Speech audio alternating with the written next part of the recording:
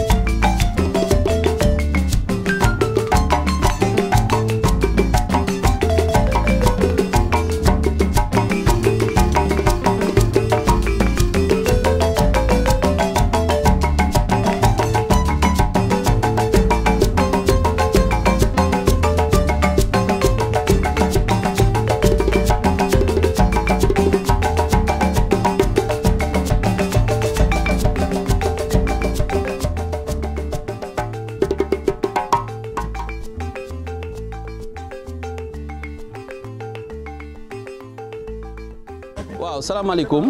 man la Birama Diop coordonnateur Pastef Djiddah Thiaroye Kaw coordonnateur de la coalition Diomaye 2024.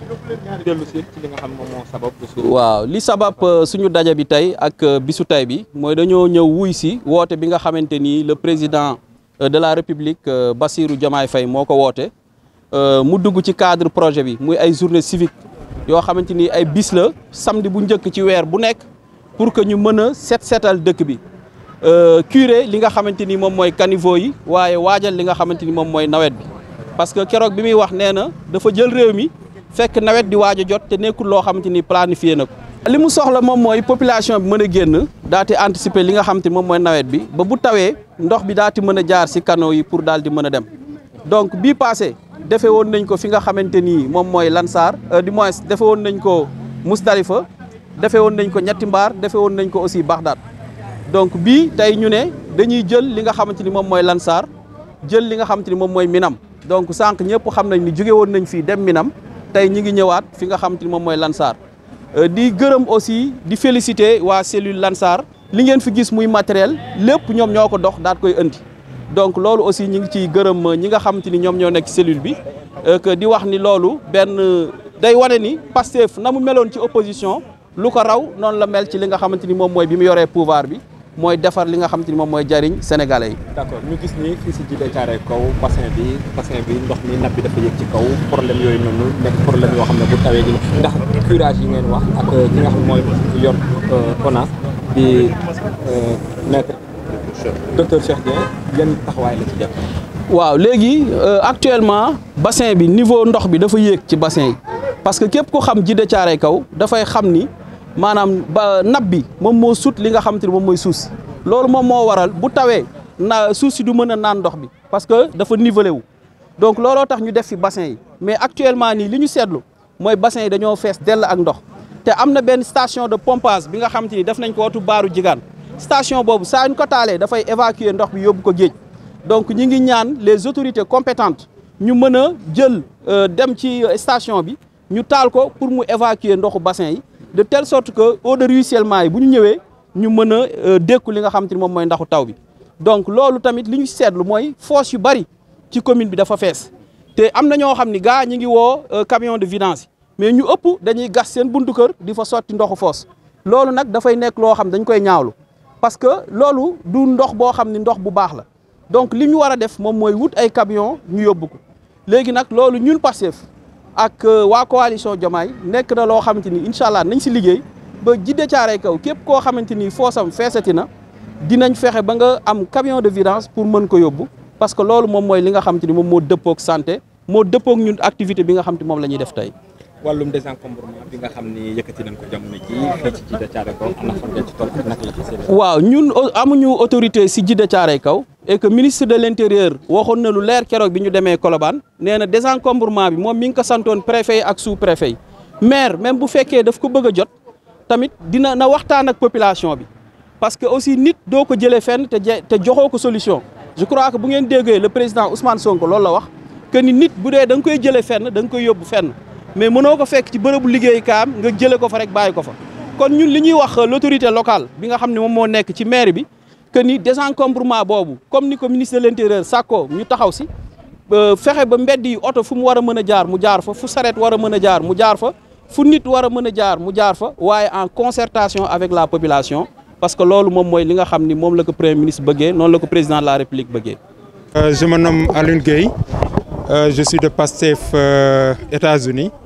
je suis aussi de Lansar de Djiddah Thiaroye Kaw et je suis le directeur général de Petrosen. Je me réjouis de cette journée et remercie toute la population ici présente de leur présence et remercie aussi le président de la République. Remercie aussi le président de la République et le Premier ministre d'avoir appelé à ces journées. Je veux rappeler tout simplement qu'aucun pays au monde ne s'est développé sans une jeunesse patriotique, une jeunesse civique. Le civisme est très important dans le projet de développement de Pastef. Ce pays se fera avec toute la jeunesse patriotique et toute la jeunesse sénégalaise. Et ce sont des journées comme ça qui vont nous aider à développer le Sénégal, à faire en sorte que la jeunesse ait du boulot, à faire en sorte que la jeunesse puisse aussi s'approprier le développement du Sénégal. Donc c'est tout pour moi l'intérêt de ces types de journées. Et je pense qu'à terme, vous avez entendu le Premier ministre dire que nous allons lancer un service civique national. Donc ces genres de journées-là seront étendus tout au long du territoire national et on va l'utiliser pour commencer une formation accrue dans tous les domaines du pétrole, du gaz, dans les domaines de l'énergie, dans le domaine de l'environnement vert, etc., etc. Et c'est ça qui va nous permettre donc de développer ce Sénégal qui nous est si cher. Aujourd'hui, vous êtes à Latsar. Est-ce qu'il y a eu des points bas qui ont été curés dans le cadre de la préparation des inondations? Ah, mais comme vous pouvez le constater, il y avait trop de sable ici qui, en période d'hivernage, provoquait des inondations. Aujourd'hui, avec ce désensablement, on peut estimer que l'eau va s'en aller avec le ruissellement et que les inondations là vont se réduire. Donc ce sont ces genres d'actions-là qu'on va continuer, comme le président l'a dit, chaque premier samedi de chaque mois et ensuite avec le service civique national. Aujourd'hui, en ce qui concerne les bassin de rétention, la nappe phréatique est assez élevée, ce qui serait aussi à l'égard des populations. Aujourd'hui, quelles sont les dispositions que vous comptez mettre en place pour pouvoir soulager cette population? Nous avons dans le projet, un projet très intégré. La nappe phréatique, c'est de l'eau. C'est eau dont on a besoin pour développer notre agriculture. Donc, avec l'ONAS, avec le ministre de l'Agriculture, nous allons utiliser tous les éléments pour pouvoir nous assurer que cette nappe phréatique-là puisse servir au développement du Sénégal, au développement de l'agriculture. Il y a là aussi la question de vidage des eaux usées ou bien des déchets domestiques. Aujourd'hui, comment comptez-vous accompagner ces populations qui déversent leurs déchets ou bien tout ça dans les rues? Ah, mais à travers l'éducation, nous allons éduquer le peuple, nous allons les sensibiliser sur les déchets, la bonne gestion des déchets. Nous allons aussi nous appliquer personnellement parce qu'il y a l'ONAS qui est là, il y a aussi, je pense, le SONAGED qui est là, qui vont travailler de pair, de faire en sorte que maintenant cette gestion des déchets-là soit plus optimale. Je suis gars yi di siyaar ñi seetaan tamit lii bi bon dañoo ñëwoon tey pour set setal national bi dañoo invité woon au niveau sax de ODCAV nañu invité pour chaque ASC bu weer bi de premier samedi ñu xool na nañuy defee benn set setal national léegi ren ba ñëwee nii ñu ngi ko ànd ak jeune koñ bi jeune quartier bi yaa ngi dégg amaale nañ nag ay yeneen invité mais prévoir nañ tamit chaque weer defaat lii bi di ko laabali quoi ndax ñun fii nii quartier noble la quoi ñun lu set la ñu xam yaa ngi dégg loolu daal moo ñu alimenté quoi. ndaw yi nekk si koñ bi ñu ngi leen di prévoir ay projet yoo xamante ni comme ça su côté sécurité ñu ngi siy xalaat ni ñu ngi koy bind yaa ngi dégg si côté loo xamante ni ay genre benn mini entreprise lay nekk yoo xamante ni doomu gox bi ñoo siy liggéey bokk na si projet yi yaa tas de projet yoo xamante ni ñu ngi koy bind nii te yaakaar naa bu nee ba jàppandi waa quartier bi yëpp dinañ si gis seen bopp daal. ren nag ñu ngi jëm ci saison bu bees bi. ana tey naka ngeen fas yéene ñaaxee ñu ba xam ne mbir mi tool bokk seen. ok waaw comme ni nga ko waxee rek comme nawetaan moom souvent dañ ciy gis violence mais ñun fi ñu dëkkee nii yàlla suturaal nañu du ñuy am ay jabu violence lu bëree bëri parce que yareewuñu noonu quoi mi ngi jógee si suñu ay mag xamam la ñun évolué wuñ si violence ñun jàmm la ñuy woote ñun dañuy gagné si jàmm di perte si jàmm équipe bu mag lañu quoi ndam. yéewuñu mooy loolu di wax gars yi tamit comme côté violence bi nii buñ ko mënee waañ ndax lii chaque année day am loo xamante ni moom kenn rawul kenn jarul yenn violence yi quoi chaque année day amaat te même course bi mooy ñëwaat jarul kenn di gaañ kenn wala kenn def kenn ñëpp war nañoo mun di dem stade nice di mën di retourner waat seen gaale yi nice sans problème ku nekk si jàmm après lu yàlla dogal rek baax na quoi.